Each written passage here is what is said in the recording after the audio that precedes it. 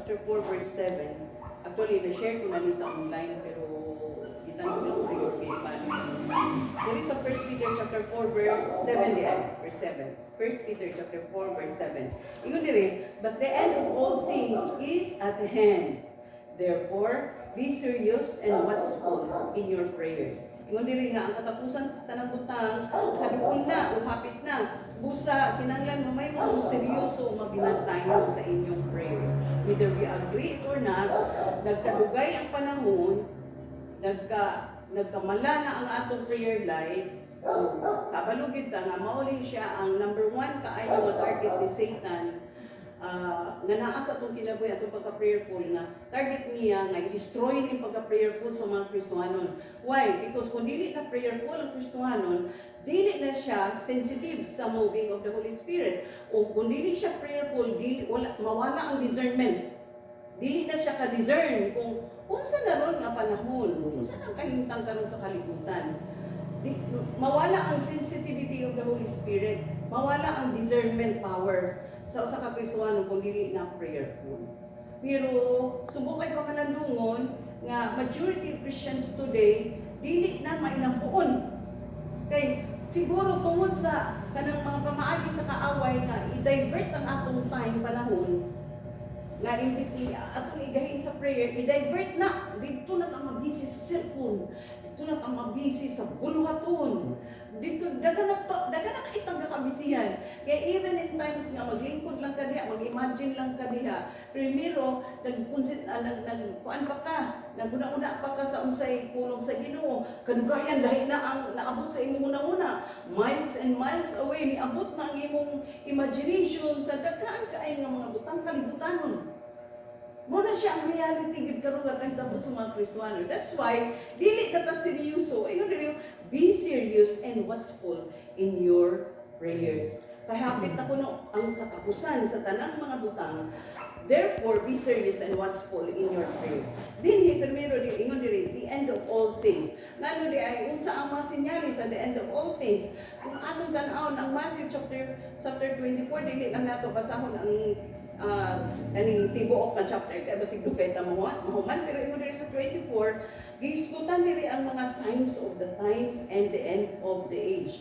Unya giisgutan diri ang great tribulation, giisgutan diri giisgutan ni Ginoong Hesus mismo ang giisgot siya. No one knows the day or hour, walay na kay balo sa adlaw o sa oras. Ingon din siya diri sa 14 sa 13 sa 24 verse 13, but he who endures to the end shall be saved. Kabalo kita nga usa sa pinaka-importante kay basic elementary teaching sa Kristohanon is prayer. Pag-angkog yun. Kanta mo na sa mga bata. Read your Bible, pray every day, and you'll grow, grow, grow. So basic yun kay sa tanan nga basa sa Bible o ampo. Pero mao ni mga butang nga ang na-neglect. This is one of the secret of Christians nga neglected. Pero maura po ni sikreto sa Kristohanon nga sikreto man unta pero ni gaiwali. Kanunay gaisulti. Kanunay gai-challenge, kanunay gaiwali ang prayer. No, so dili kanon. Therefore, be serious and watchful. Kay ngano kinahanglan nga mamahimot nga sensitive of the moving of the Holy Spirit. Unsa na nga panahon karon? Unsa na nga panahon? Makita na to ang patak nga kadautan. Makita na to kabulian. No? Ingon ang Matthew, rumors of war. Diba? Unya kaning dagan kaayo mga sinyalis kung atong basahon ang 24 sa Matthew o sa Luke chapter 21. Usa din ginaingnan ta nga kung sensitive sa moving sa Holy Spirit, we need to be serious. We need to be watchful in our prayer. So, unsa ang di ay? Unsa ang di nga mamahimutang seryoso, mamahimutang nga kanang mabinantayon sa atong prayers. Magakapuyan man tan, mention ako one time sa church, gawali ko nga kanang panahon nga matulog ta, kakapuyan ta og pray. Makasabot siguro ni si Lord Diana kay kasakyan kita sa espiritu sa kakapoy. Kapoy kay Lord, huldi gyud kapoy ko sa trabaho, kapoy ko sa kalakaw, kapoy niya. Matulog lang ta dito. Thank you Lord ato ga kalito, di ba? Pakatulog ka ta diretso. Iyon ko nga, makasabot siguro si Lord, ana, kay na espiritu sa kakapoy nga usakay. Pero nga nabuntag sa iyo, nga nakatulog na ta the whole night, unya di ka mo pray, dili kasabot si Lord, ana, kay espiritu na sa katapon. Di na espiritu sa kakapoy. Kay may kakapoy, nakatulog naman ka na. So di hagas ka kapoy, nakapahulay na ka, nakatulog na ka. So nagmata ka karon, katapon na dili na espiritu sa kakapoy. Espiritu na sa katapon. So we need to be serious. So kaning kung saan nga mamay mo tag seryoso yun sa atong mga prayers. Kanang masiguro ginato nga once we pray, nakita na to si Lord din na in the spirit nga naminaw. O kaya na siguro na ito nga nakadungog si Lord, kaya naminaw pa si Lord, nakadungog si Lord, mas siguro ginatong tubago na itong mga pag-ampo, kaya na-sure man na ito, na siguro nadunggan ni Lord ang akong prayers. Dili siya kawang, ang importante gawin. Kaya ako inaka ko, Lord, ang importante na dunggan mo ang prayer na ko. Even the beatings of my heart na bawanin mo.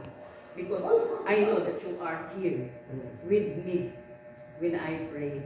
Ana. So, kana siya, kung saan na maseryoso ta, kung kano saan na ba magseryoso na opre, ay din ka pa na pangabot ng mga imagination, what dito, nga, kawala na itas passing, nga ito na, itong mga cares of this world, cares of this life, yun sa Bible, no? Cares of this life, inanak-unan, naguna-una na sa mga problema, naguna-una na sa atong mga plano, nga magtukod taong kaning apartment, naguna-una na kado sa mamahalin ang yuta, naguna-una na nga dili baka masukod si Lord. Pero nawala naging passing sa imong prayer, dili wala na. Kanito muna bantayanan yun. Naatay mga ambisyon, Oh, labon maya kaysa wala pa ka nag-action o seryoso o ampo, wala pa na niabot nga mga cares. Pero sa diyan, nagseryoso na ka, nag-action na ka, uy, nangabot man ang mga cares of this life, cares of this world. Yan.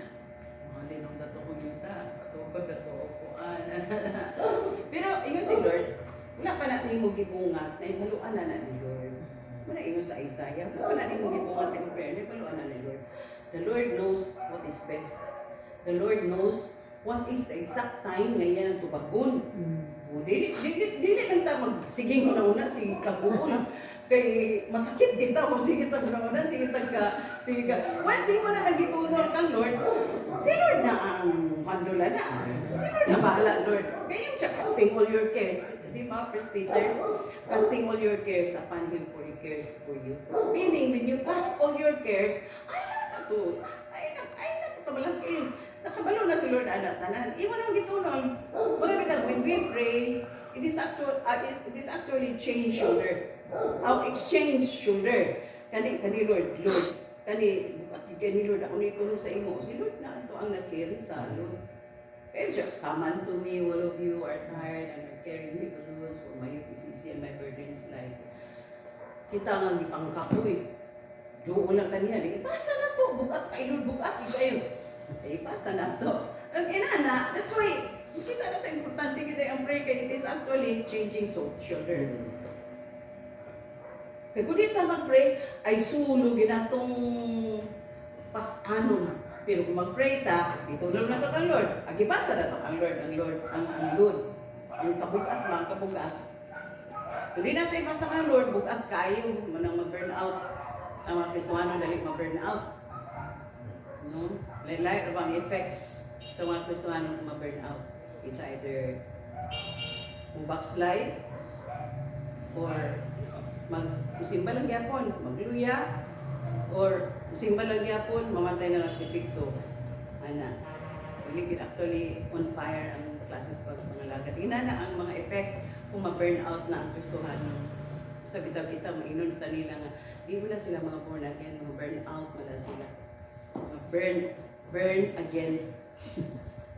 Burn again, dili na sila mga born again, o dili mga burn. Pero pastora,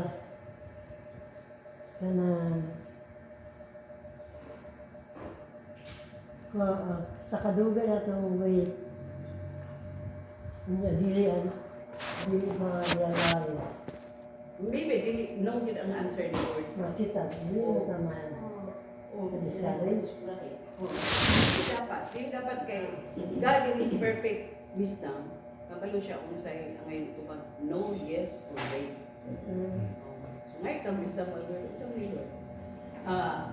Mga itong wisdom sa Lord. At sa James chapter 1 verse 5, it's a tungulay ka alam, mga kaniya kaalam, nga kanang kuan kay para masabtan nato. Kay kung dili po nato masabtan nga nung dili ito bago Lord, malain niya ang Lord, kaya natang simba. Pero sabton gyud nato, nganong no ang tubag sa prayers. So we need to ask wisdom from God para masabtan nato nganong no, nganong yes, nganong wait. Wait Lord. So mag-wait ko. Pero dugay no kay Lord abasin no. Ay ano to ba? Kay so very magud si Lord kita atong mind kay naay limitation ang atong understanding. So kung si Lord nakabalo si Lord sa may tabo sa unahan. So karon nato isgutan how to be serious. So magyud nga maseryoso Lord ha kay di man dili nga kaning the end of all things ang katapusan sa mga kapanahunan haduol na. So we need to be serious and watchful in our prayers. Lord, ang saon man. Tulo ka butang, ako na nila share. Tulo ka butang. First siguro, tungod kay ang kaaway, ano kita atong ang atong mga depression, ang atong mga stress, mga problems, ibutang man sa kaaway dahil sa itong unang-una. So, ang primero is we need to learn to simplify all things. Simplify. Kanang i-simplify, ayaw kuan ang mga bagay-bagay sa kinabuhi. Una sa tanan, isuhanon man ta. Unsa ra gyud dapat dili na ta magandoy pa para kaganina sa inyong testimony no nga bigulang naman ko dili na dapat ko maguna-una nga magpa-repair balay kay ako gay nana una ko nga punta ang balay ng meron sa iyang spill mo ni nya dinhi sulod tuig mo ato pud dabaw may nadaga kay ko plano kanan na mga plano na nato kung dili nato mabantayan mo hatag ng stress matag ng depression. Pag ma-depress ka, gamito na sa kaaway nga tool para dili ka na kaseryoso, di na kakaampo, dili na kanang makuan, kauli mong mind, dili na kakapre kay nagputok na nalagay ka sa kuan. Kung i-simplify di mo ang mga butang, kusuhanon man tao, saan hindi na gusto na akong makita? Gusto ko malangit. Ano na yun? I-simplify. Hindi na ko dapat mangandoy pa sa usap ng mga butang, hindi nga kalibutan. But siya ito, naman, hindi gusto. Simplify things. Ang hinungdan na dili kay kapaka-focus sa atong prayer, daghan kay mga plano, daghan kay gusto mo. Beyond our capacity. Nakabalo kita nga, we need to take one step at a time. No? Kanang uban sa tabang, uban sa diyan ni Lord. Lord, sa sunod na mga. What's next? So we need to learn to simplify things good. Kaya mo na hinungdan nga ang atong prayer dili tapaka-pray. Kababagan ang atong prayer kay matingala ka magsakoy mandagan nga ayo nakita mo mula sa away natay daghan natay daghan kay gusto buhaton iyan ang gamiton na take advantage siya diha para isaw sa ato ang mga butang. Kanang naikinagiya ni Pastor Sam sa una pag na siya gusto paliton, na siya gusto buhaton ni siya nga we will cross the bridge if we will get there. Ay, takot ta. Kung inaanaan niya pa rin siya, come with me. Ana na siya yung inaanaan ito ang kuhaan. So, pag naasya kwarta, matingala na ang dahil ito, palitan niya diretso, nga dili kong kay balo. Na may plano na paliton, na pagkilit ng plano sa palit sa kinan. Ako nag-pray din ko. Nag-pray ko sa mga members. Na Lord, provide ka ko sa kinan sa mga members. O kay kadang specialist mga labi na bugay mo man ang prayer meeting ko sa bahay. Niya, mag-ulan, nalasakinan ko.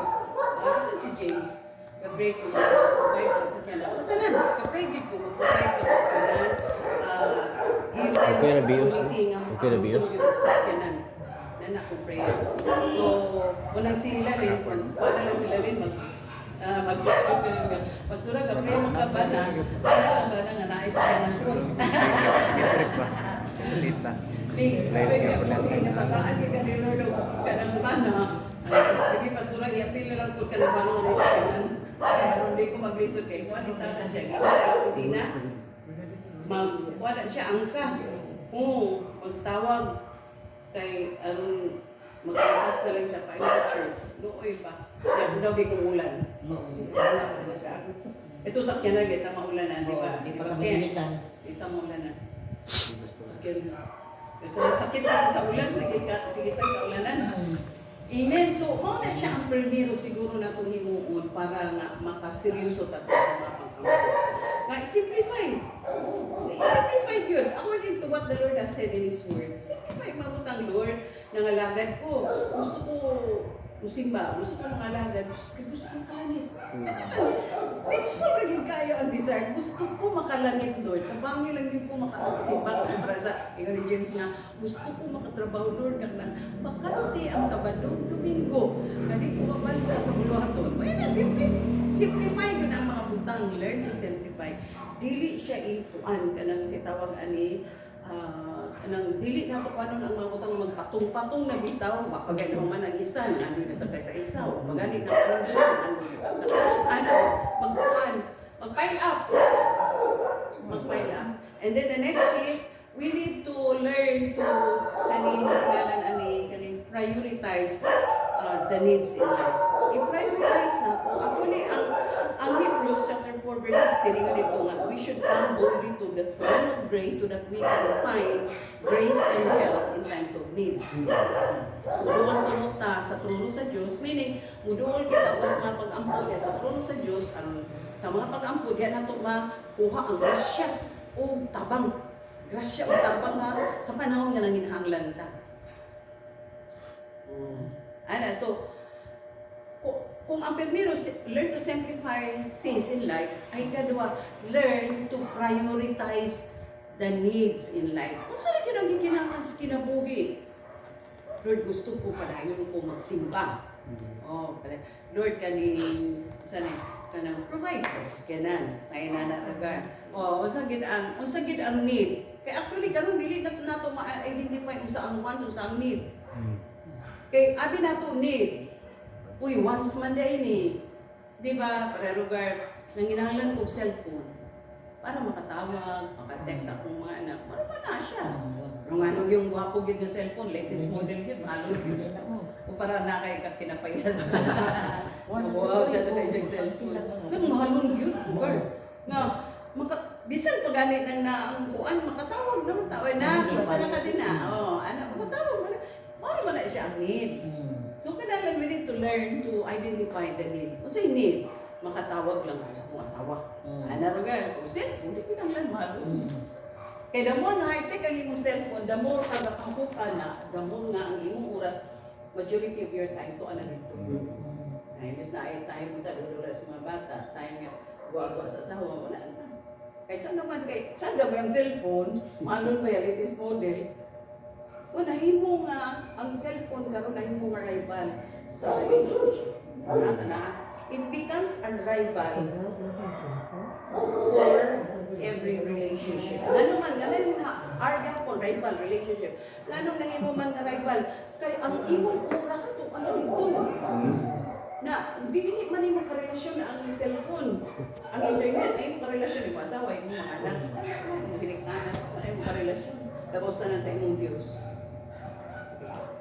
Ako bitaw, gibadlo ko ni Lord, gahapon. Nang daginok mo magigod, kauli ko sa balagikan simbahan, mga alas 2 pasado. Alas 3, quiet time na ko. Daginok pag ipo-open sa kong cellphone. Pag open ako sa cellphone, tingala ko kay di na ko gamit sa akong account. Pag open ako, kay GCLS maginan na ang account na sa akong cellphone, hindi na gito ga-open sa akong account. Kung na ko yung mga post dito na sa GCLS, pag-open ako, account mo nila ako, isa may ka-open na yung account na ko. Kunya, pag-scroll na ako, dahil na ako nabasahan. Kini bitang mga pastor, sige lagi muna sa presidente nga bangag. Pero tanaw na ako sa ilang mga naong, mga bangag na magkadang ilang mga naong. Dakurat ko kay, sikat man siya na pastor. Tinapon siya ka pastor, tawag pa kayo siyang tatay. Anak, balik ko uy, saan niya post? Di ba niya maka-edify? Wala man din siya kaalam. Unya, kani akong cellphone kay murag magbuot-buot ba na nakuanay nako kanang na sa sige siguro na pindot siguro na ko murag na save nako. ang murag na repost ba? Di, gitawagan ko siya. Di siya nga, Pastora, gipost na gini mo ningi ang post ni Ay, Juan. nasa- Ha? Uy, ginuko in Jesus' name. Ana, din ko nga. Ako yung ginukulor tabang kay mura pa hinukulog ako pag i-magnify. Safe dito. Kung naagi nakakabasa sa akong pagkaroon Facebook, makaibig sila nga, ay si Pastora, yung anak ko. Kaya dili man maayat ang tuali. Hindi ko nga, ako yung kung saan uning nga madilit ni. Hana di, kung saan, patulog ko, inani ang Pastora, na kadi na di akong kabalo, kadi na akong ka-open. Wala na yung kumagoy, minukutabang, kadi na akong kabalo, ani, kung saan uning pagkukuan na ni akong cellphone, o akong masig nga mga pan. Sa akong mani nga madilit ni, anak, grabe gid my son. Pero ang message ni Lord, mo nang naanin mo. Kay, hapit ang last rest, quite time ni nag-scroll ako ba sa Facebook. Natingala di kay kungan akong account. Pag open din ana account din ako ang kuan. Pag isa na ko ka scroll mo din ako nabasahan. Unya na-save na ko sa akong mind nga nabasa dagan kay nakabasa sa post. May gani kay sige na ko kuan dito ko tabangin ko na madilit gini mga hindi ko maka-identify ana kay number 1 ko kayo na critic ani niya nauso man na repost na no wala to yung aba. Ako kay na akong cellphone ni nana usahay kanang magbuot din. May gani kay exact 3:03 G's na delete na ko. So delete na din ako sila katong nangapit please tan-aw sa kaliw kung nakapabang post wala na. So nag-reply sila ay wala na Pastora. Lord, thank you. At least ako heart. Kay di ko kasugod sa akong quiet time sa akong prayer hangtod dili madilit. Kay huy kapakaulong sorry kay Lord sorry kayo. Di nag-quiet time na ko din ang dilaka. Inaana ba na time nga inaana na para sa Ginoo precious kayo yung time. Precious kayo na kanang time nimo alot nimo sa ako. Nya ibaylo lang nimo sa inana. Grabe nga review. Grabe nga review na itamo sa ako. Dahil ko nga, uy, dili na ko mo-upgrade sa akong Facebook account. Kay, uy, so kani nga, dili man ko, kada scroll na ko. Uy, mga pastor, mga post, dili man maka-edify. So, mali sila. Anak ba? So, precious kayo ang atong prayer review. Kay, nabati din ako personally nga, si Lord, interesado din kay si Lord sa atong time. Nag-ialot nato sa atong personal prayer. Kung i-neglect nato ang atong prayer, namo mawala kita sa passing. Mawala kita sa passing. Kaya importante gyud kaayo nga dili nato i-neglect ang atong prayer. Ang ikatulo siguro kung ang permiro we should learn to simplify things in life. Then second is we need to learn to prioritize needs. I-prioritize nato unsa na gyud ang atanara ba? Food, clothing, shelter.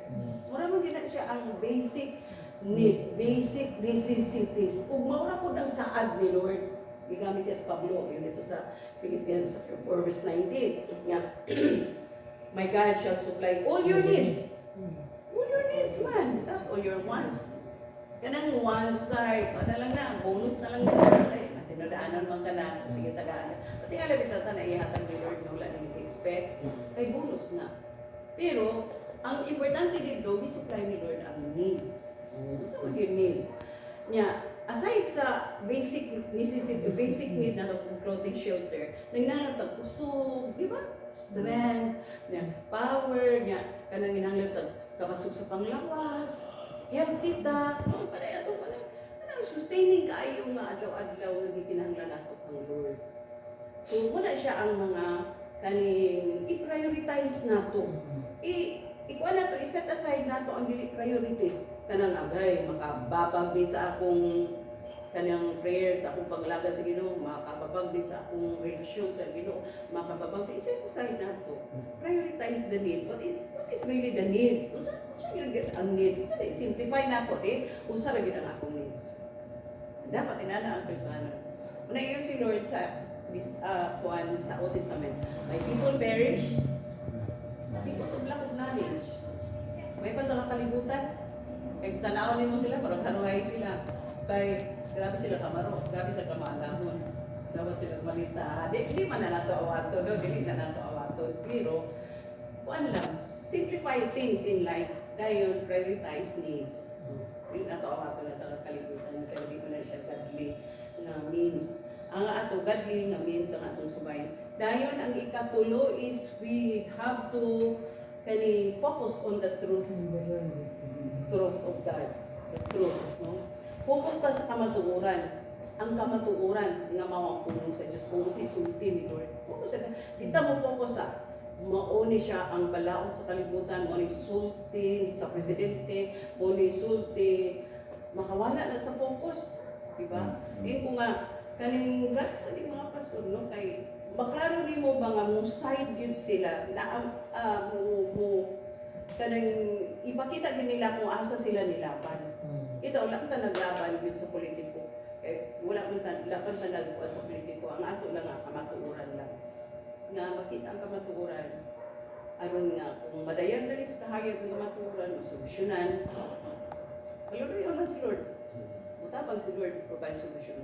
Masulbad ang problema sa Pilipinas. Ang ato lang makita, madaya, mabulgar ang kamatuoran, makita sa tao black and white, kay black money, maganda siya. The Lord will intervene, provide solution. Anak. So dapat kita mga Kristiyano ningunan na po. We have to focus on the truth of the Word of God. There at the focus. Kaya aron nga makaseryoso ta sa atong pray. Kaya identified kayo ba nga unsa ra gyud ang need karon nga i-pray. So uni ang need karon. Gipasamutan ni Lord sa unsay sitwasyon, unsay kahintang sa kalibutan para kaning maka-pray ta. Dili na ingon nga nasabta nato unsay lakaw sa kalibutan na makig-away ta. No. Ipasabot ni Lord ngayon na kahintang para makaluta, maka-pray ta, maka-intercede ta for Him to intervene. So focus sa tadiha, di na ta mag-away-away pa. Kasi mga Kristiyano, away-away naman sa politika. Uy, isa dili man perfect. But when the Lord intervenes, mahimog yung masulbad ang problema. Dili masik. Kahit ano, dili siyang sulbad sa problema. Bisan kinsa pa na din ang mga tarong. Pero, focus on the truth. Focus man siya sa kamatuoran. Focus on the truth. God will use them or use Him to provide solution. Pero dili siya. Si Lord ang provide solution. Si Lord gila actually ikinahanglan. Ang nakatsada lang lugar kay nag-focus siya sa kamatuoran so that He can also intercede. And we can also intercede. Kita